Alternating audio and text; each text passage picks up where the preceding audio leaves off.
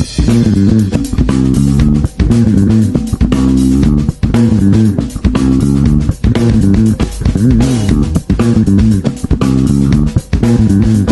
naisip na sa another week, another learning.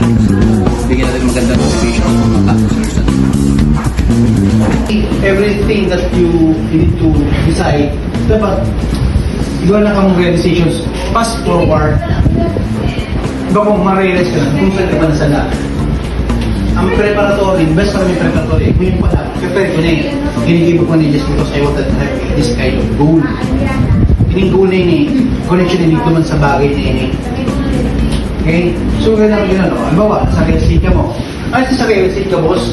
Even so, create kong network.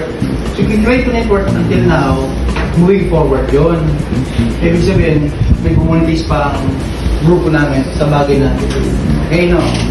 Nasa real estate, will I demand or require, kung gusto mo real estate, every 1 year maging content creator na. Get my point? Kasi, ang labanan mo yan is through social media. So, dapat sa produkto mo, ikaw ang model, ikaw pa yun ang nag-create kasi yung content. Kasi you should build trust.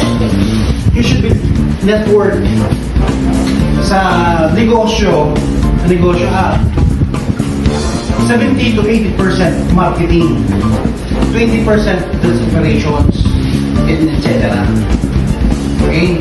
So dapat kusog ang marketing strategy kaysa kusog ang selling strategy nyo. Ang pinaka-the best mong first move sa kind of outings, basta sales ha. That ang first hand mo is to market and to know your audience. Kaya hanggat maaari, kung surot bunta, pwede yun. Kaya kung gusto mo lumaban at maging batikan sa sales, you should know yourself na maging confident. Try to learn, try to push more, to be strong, na kaya mo magampang in front of many people. Pag sinabi mo sales, it takes 1 to 3 years na pag-design mo na hindi mo mo yun. Kung gusto mo i-push yung selling na, don't be shy. Siyempre, normal lang yun. Start maganda sa DA. Even yung mga content creator na big time na, nag-pull mo yun sa DA. Di ba? Lubos siya nag-pull sa zero.